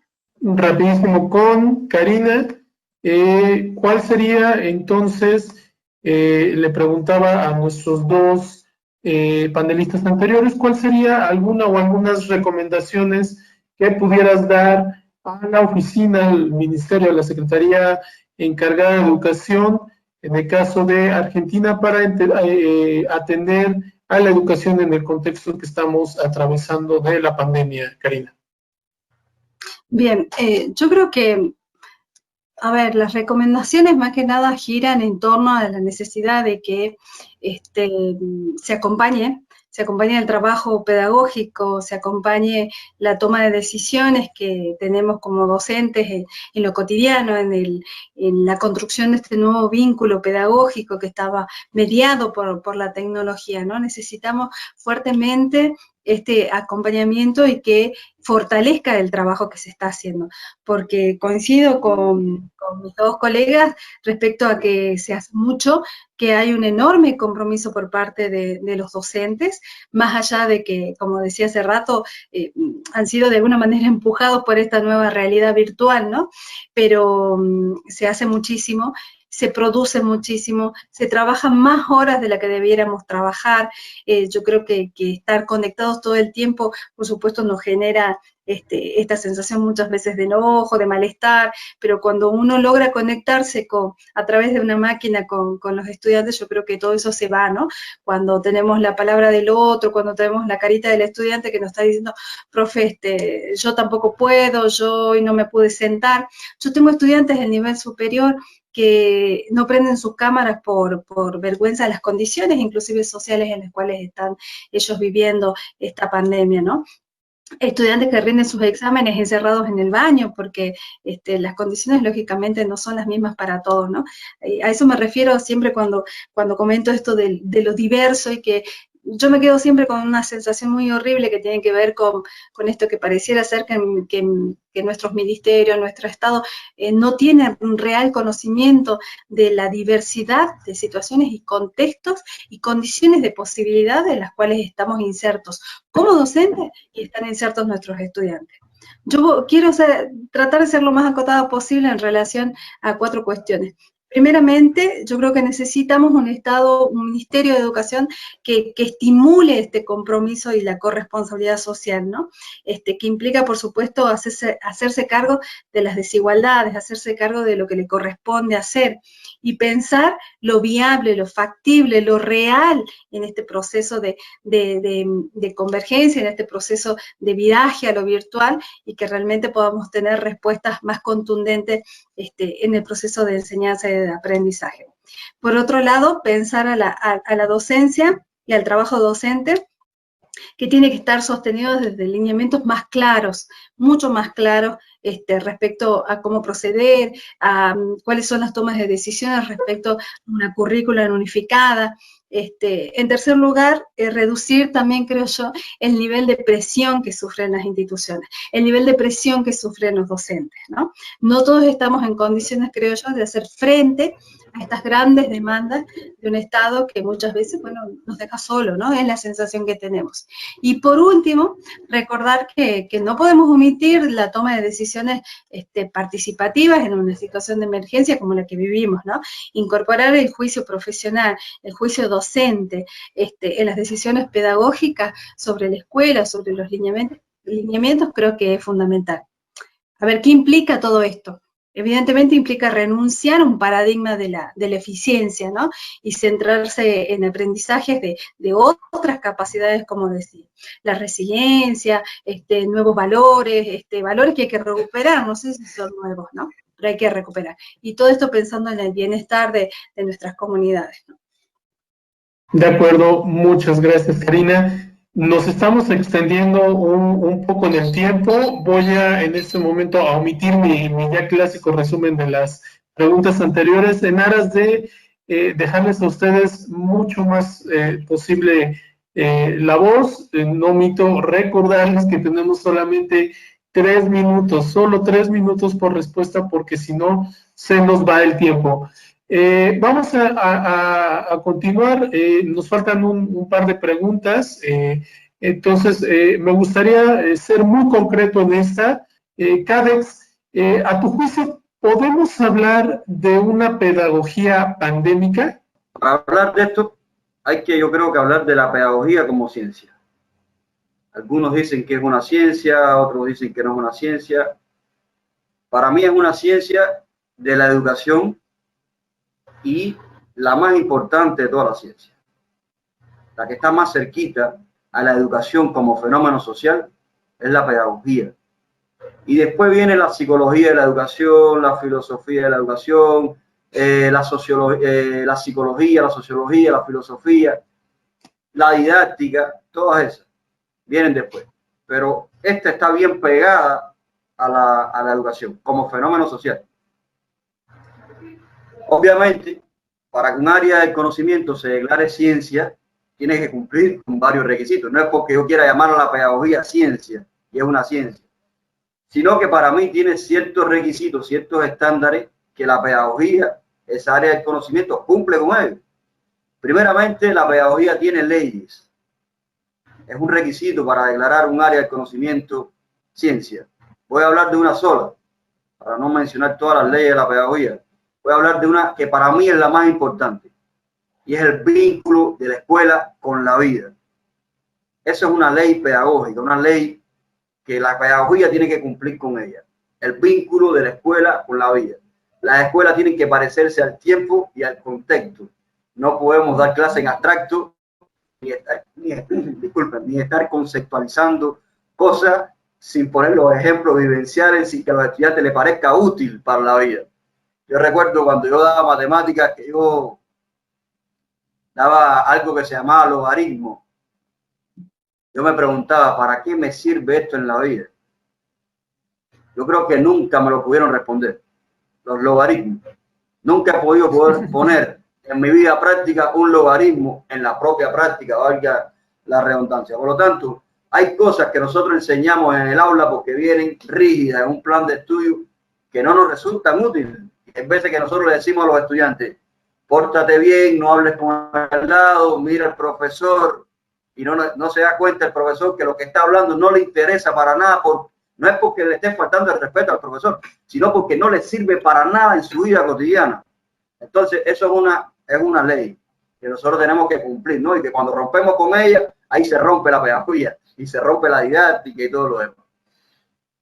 La pedagogía también tiene principios, y los principios de la pedagogía pues tienen que ver con lo afectivo y lo cognitivo, tiene un objeto de estudio, que es el proceso educativo, y tiene también categorías, y la educación es una de las categorías. Yo pienso que lo que va a cambiar en la pedagogía son ciertas formas organizativas como elementos personalizados de esa pedagogía, pero llamar una pedagogía pandémica para mí no es correcto. De acuerdo, Cádiz. Ahora que nos mencionabas esto de lo que de repente ya puede estar un tanto obsoleto o fuera de contexto en las aulas, recordaba un chiste que veía en Facebook que decía un día más sin utilizar el binomio cuadrado perfecto. Y no digo que no sea útil porque ahorita los de matemáticas y áreas afinas se me van a venir encima, sino que es cierto, hay conocimientos que de repente están un poquito fuera de contexto, que están un tanto no tan bien focalizados y que, bueno, parece que difícilmente vamos a ocuparlos en la vida real o al menos en momentos muy cotidianos. Así es que reto en este momento a Lulú y también a Karina a que se atrevan a responder esta pregunta. Iría con Karina en este momento. ¿Podemos hablar de una pedagogía pandémica, Karina? Yo creo que con tan expresión categórica y que implica la construcción de una identidad particular, no. Yo es más vengo de una formación universitaria con una fuerte, podríamos decir, formación disciplinar en el campo de la pedagogía, ¿no? Mi primer título universitario es de pedagoga, casualmente, ¿no? Bueno, yo coincido con Cádiz en esta cuestión, ¿no? Creo que la pedagogía es una ciencia, es un campo de estudio que hoy más que nunca debe virar hacia el reconocimiento de la necesidad de generar nuevas explicaciones, buscar otras claves de lectura, que puedan reconocer realidades divergentes, realidades totalmente complejas o cada vez más complejas, con escasas certezas, ¿no? Creo yo que venimos por ahí de una formación desde el campo de la ciencia pedagógica vinculada más a estas cuestiones de certezas, ¿no? De buscar teorías a partir de las cuales construir esa dinámica de la didáctica, construir esa dinámica del aula. Creo yo que esto más que evidente no lo es, o es bastante evidente esta situación de que, bueno, las certezas no nos sirven para nada, ¿no? Entonces, para mí, no hay una pedagogía de la pandemia, sí hay una pedagogía que hoy en día está fuertemente interpelada en un tiempo distinto, en un espacio distinto, con actores que han ocupado otros lugares y con actores que requieren un trabajo distinto, que requieren una educación distinta, que anhelan otras condiciones de educación, ¿no? Y si el objeto de estudio nuestro, casualmente, tiene que ver con la educación, pero la educación como fenómeno social, vaya que no, para decir, bueno, qué compleja se volvió este objeto de estudio en una realidad como la nuestra, ¿no? Como la que estamos viviendo. No existe la pedagogía de la pandemia. No, por supuesto que no, les decía, era un poco por generar controversia y ponerle un poco de hacer candente este momento. Voy entonces con la misma pregunta con Lulú. ¿Existe una pedagogía pandémica?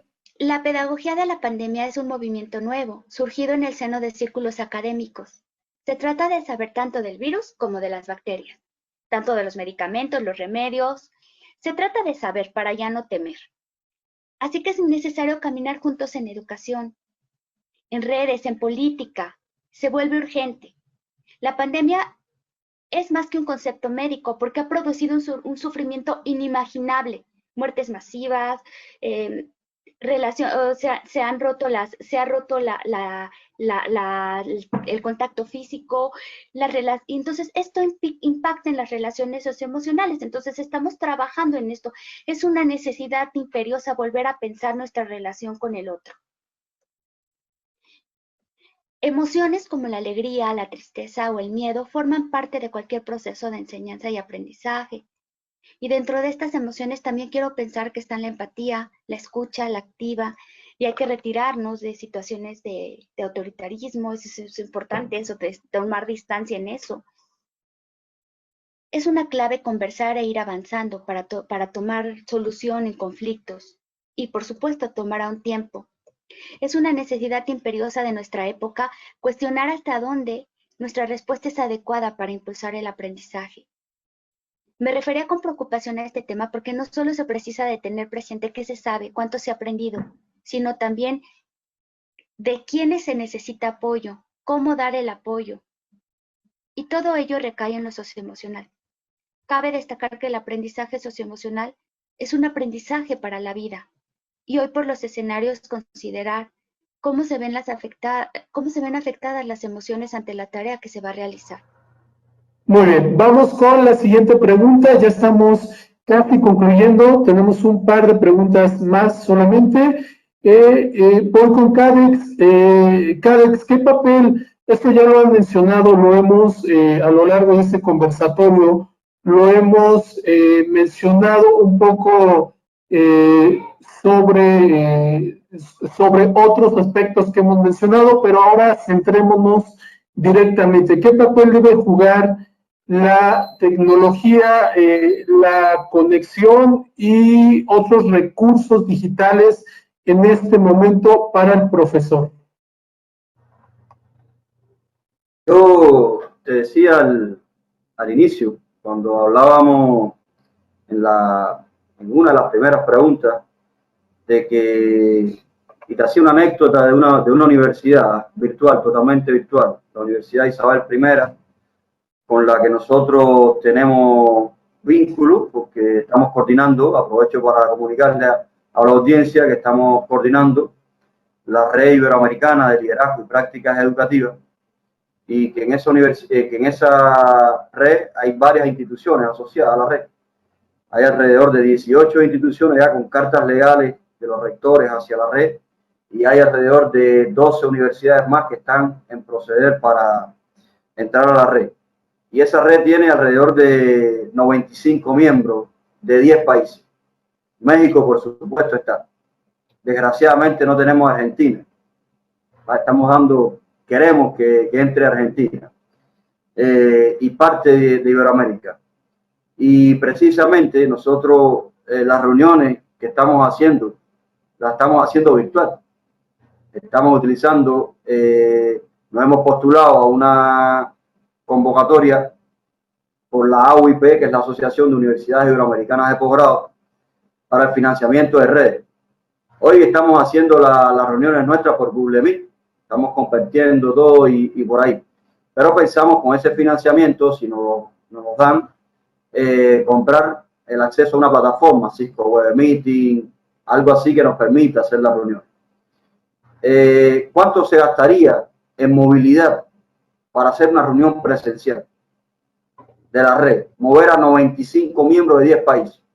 ¿Cuánto se invierte en eso? Tendríamos que pensar, no sé, una suma, $50,000, vamos a ponerle. ¿Cuánto nosotros invertimos en una plataforma que pagamos 2 años por ella para reunirnos virtual, y el internet que invierte todo el mundo? ¿Sería la misma cantidad? Pues no, claro que no. Los costos son abismalmente súper económicos en este término de virtualidad. Entonces, en ese sentido, yo pienso que la tecnología y la conectividad tienen un papel hoy más que nunca súper importante para poder avanzar. Yo hago una anécdota. Hace 25 años, 30 años, nosotros nos comunicábamos por código postal y la información llegaba. Hacíamos una carta para México a los 2 meses, cuando César o Lulú o Karina lo leían en su universidad, decía, oye, pero esta información que nos está mandando Orbán es de no sé cuánto, esto ya no tiene sentido. Y pasamos de eso a hablar todos los días por teléfono con todas las personas del mundo, a hacer videollamadas, a hacer reuniones, a hacer congresos internacionales, a hacer conversatorios, como lo que está haciendo hoy Alternativa de la Educación, que me parece fabuloso. Pasamos a eso. Y nosotros, yo pienso que nosotros no podemos negar el desarrollo. Esto es desarrollo. Y nosotros tenemos que favorecer estos procesos tecnológicos y los procesos de conectividad para avanzar en el tiempo. Muy bien, adelante, muchas gracias, Cadex, bonita reflexión aparte de todo. Me gustaría entonces ir ahora con Karina, exactamente la misma pregunta, ¿qué papel en este momento deben de jugar la tecnología, la conexión, los recursos digitales para el profesor? Sí, bueno, yo creo que en esta realidad de lo virtual uno no puede negar que ocupa un lugar y un papel sumamente importante la tecnología, ¿no?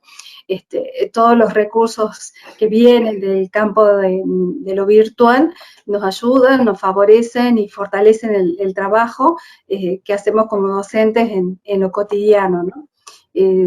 A pesar de ello, yo siempre tengo esta duda enfrente, ¿no? De que cuán capacitados estamos de poder posicionarla en la tecnología en ese lugar y no convertirnos quizás en, por ahí, en autómatas, ¿no? De que estamos atados por ahí a la tecnología solamente, ¿no?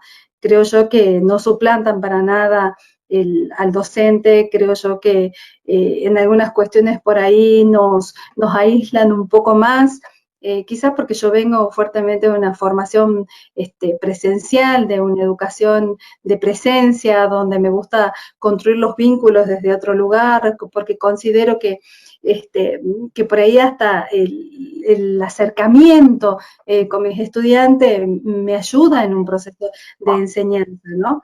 No deja de ser evidentemente un recurso que va a favorecer más que nada en esta condición actual, ¿no? En la condición de la lejanía, en la condición de que no podemos encontrarnos en las tan anheladas aulas de la presencialidad, ¿no?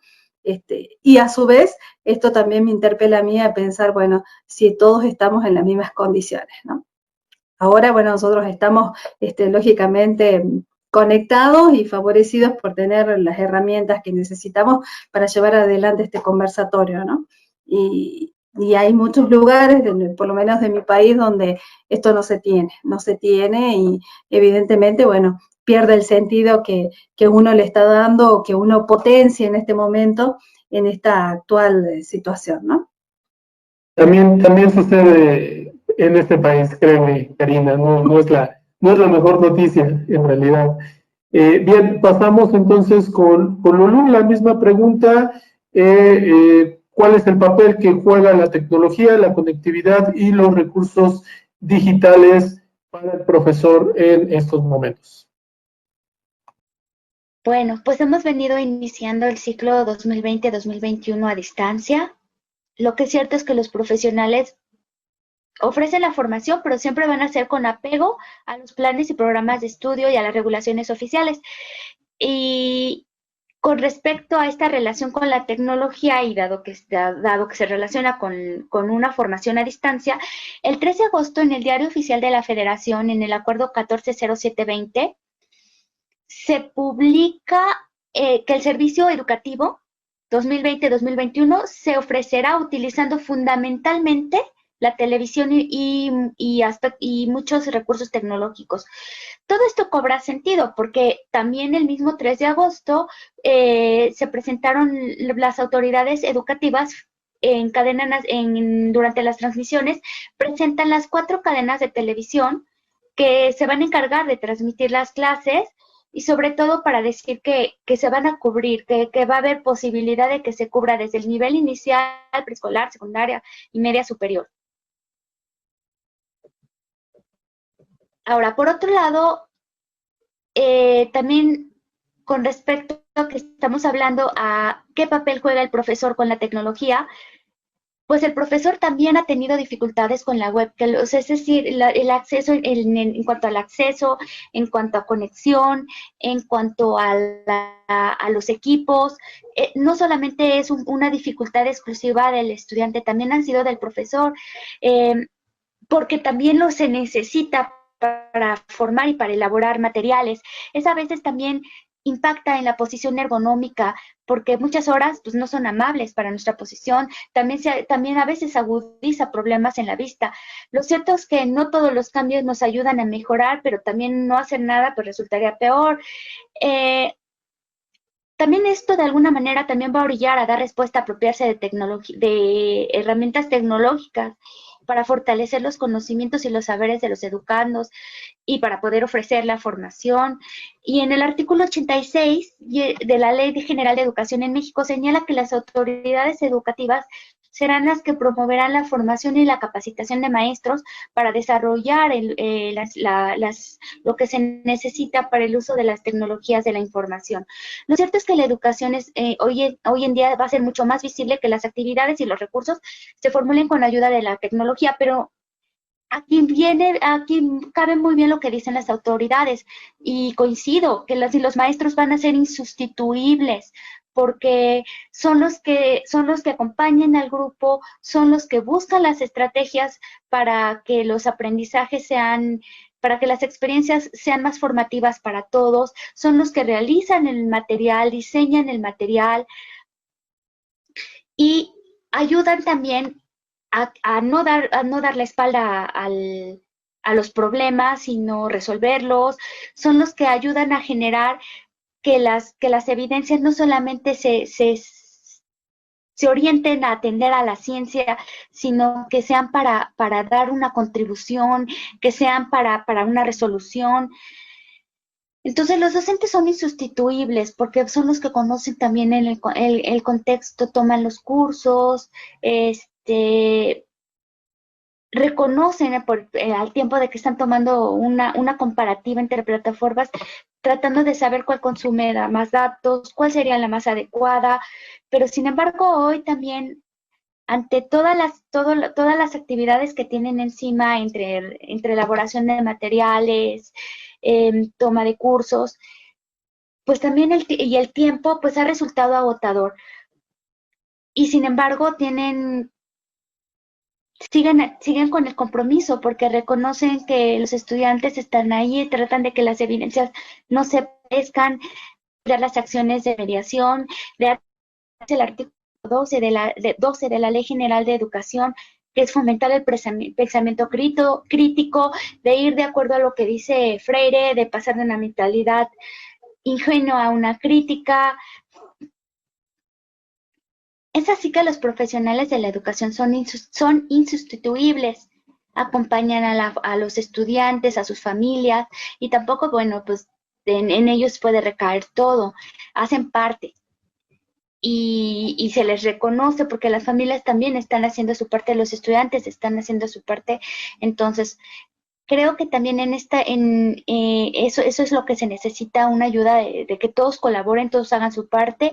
También es cierto que la crisis pandémica ha demostrado los mitos, ha destrozado, o sea, ha desmontado mitos de que antes se consideraba que los individuos éramos los responsables de los problemas que enfrentábamos en los centros educativos. Pues no, porque ahora también, por lo que está pasando, bueno, eso pues está viendo diferente.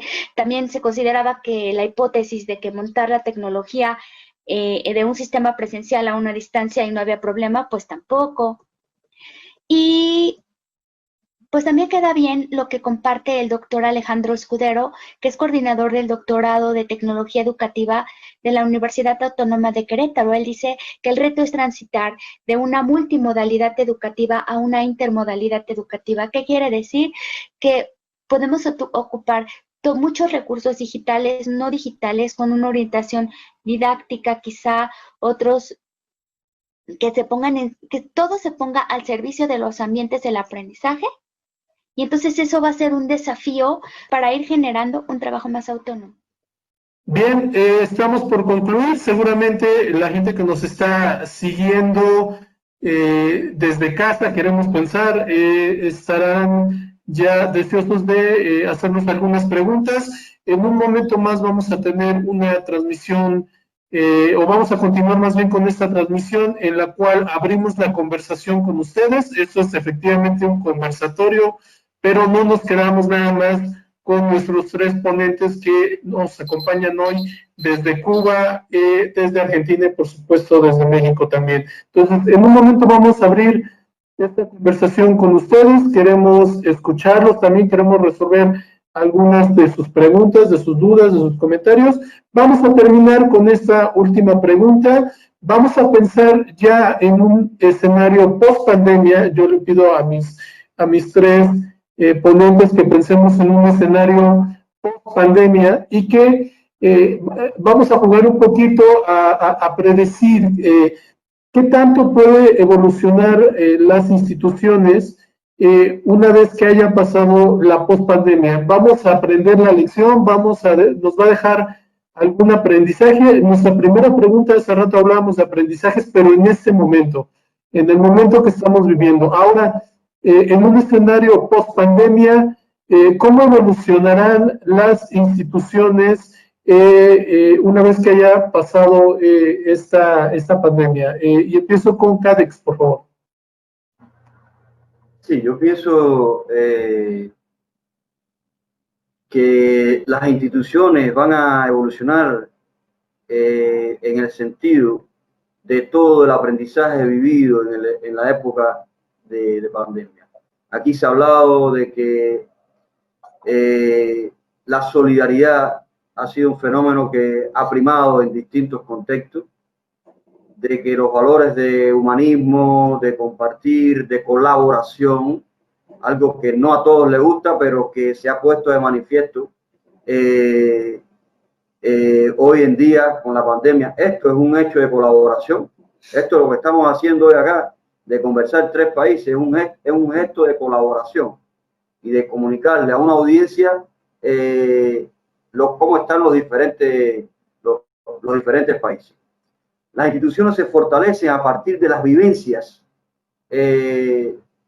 transcurridas en el proceso de COVID.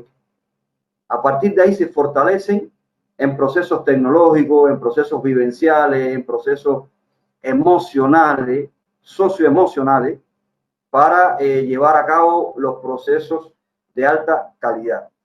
Pero sobre todas las cosas, hay algo muy importante que nosotros pensamos que las universidades tienen que tener en cuenta, y tiene que ver con lo profiláctico, lo preventivo. Yo pienso que ahí es un elemento súper importante para las universidades proceder en un futuro y prever ciertos fenómenos que pudieran ocurrir, porque pueden ocurrir muchas cosas. Esto es un hecho, pero pueden ocurrir tsunamis, terremotos, lluvia, no sé cuántas cosas que nos impiden la presencialidad. Las universidades que no estaban preparadas hoy se van a preparar mejor. Se están preparando, de hecho, mejor.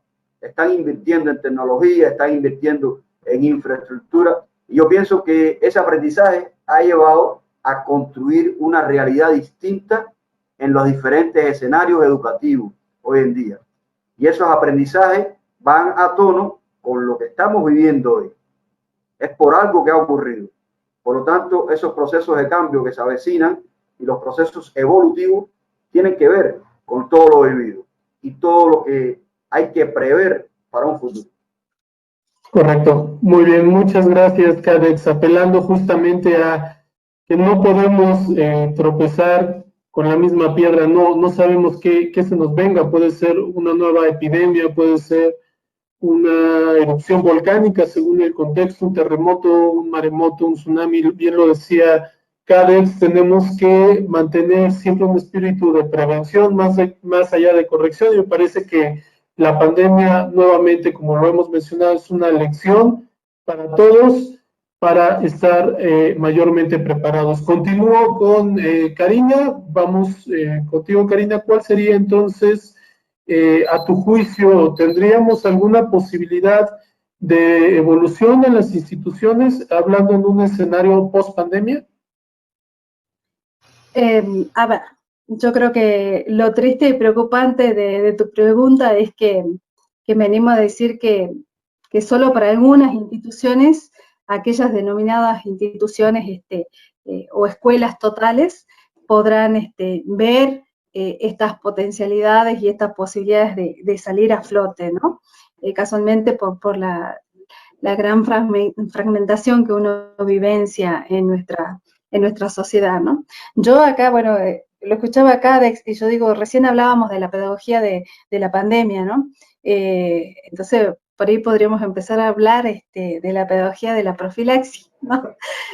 Aquella pedagogía que nos lleve a pensar casualmente nuevas formas de escuela, nuevas formas de educar, ¿no? Que nos permitan filiarnos social y culturalmente, que nos permitan salvar estas grandes brechas que uno lo vivencia y que duele en el alma, duele en el corazón, ver a nuestros niños que no pueden circular por una educación mucho más justa, una educación más equitativa. Yo creo que eso nos pone a nosotros en el lugar de una responsabilidad enorme de buscar algunas respuestas desde el lugar donde estamos, ¿no? De poder visibilizar realmente un futuro distinto, ¿no? Yo no creo, no me animo a decir que sea muy cercano, ¿no? Lamentablemente, por lo menos en mi país, ¿no? Pero bueno, eso no nos tiene que tirar y yo creo que tenemos que trabajar desde este compromiso pedagógico sobre el acto educativo, sobre el hecho educativo y casualmente apostando a que se puede, ¿no? Creer en uno mismo, no nos queda otra.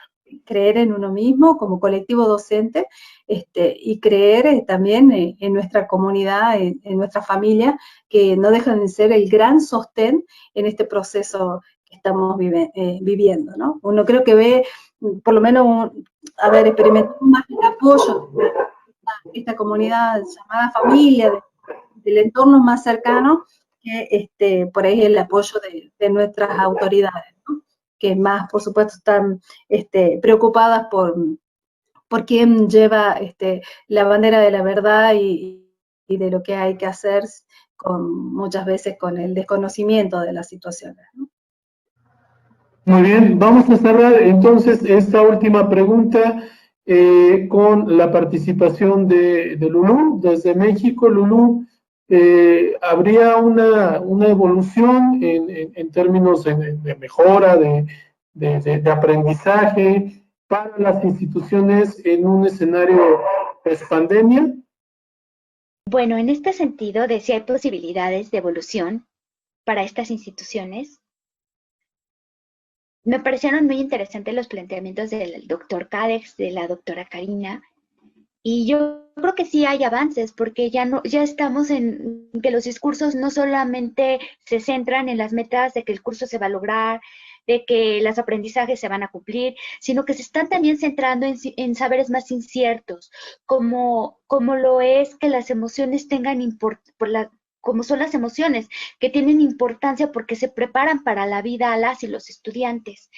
Entonces, sí creo que ya se está trabajando para esta situación de evolución en las instituciones y que se ha venido trabajando, solamente que por los escenarios ahora ha sido como más visible trabajar en esto.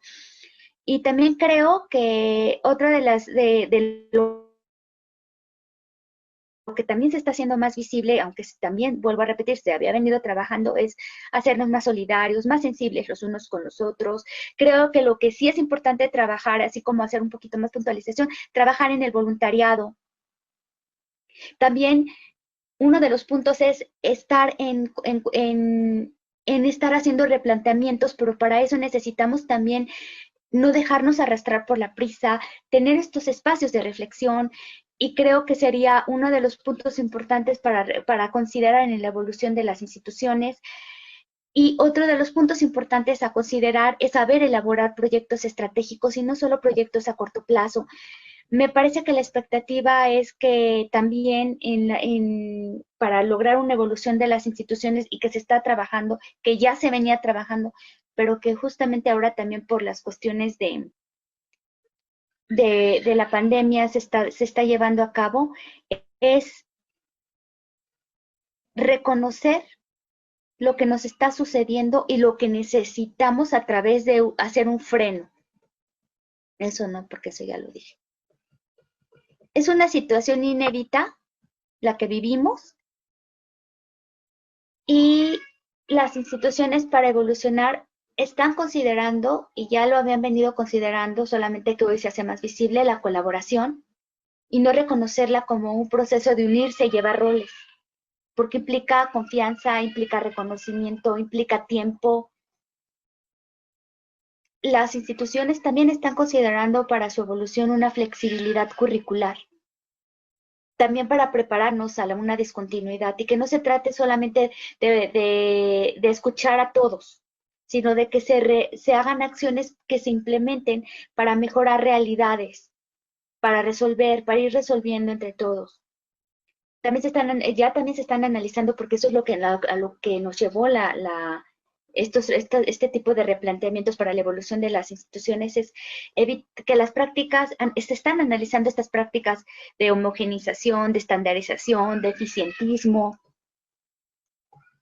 para que no hagan como un choque con lo que se espera y también sean más articuladas con el trabajo socioemocional. Bien, con esto entonces cerramos ese conversatorio, nos llevamos un muy buen rato, tuvimos posturas encontradas, posturas a veces no tan encontradas, con optimismo, a veces no tanto, a veces un poquito más con pesimismo, pero esto es lo rico de la diversidad de estas opiniones que tuvimos, con sus diferentes perspectivas, con sus diferentes geografías. Les agradezco en este momento a nuestros tres panelistas y entonces no nos vamos, abrimos la conversación, queremos leerlos, queremos escucharlos y adelante.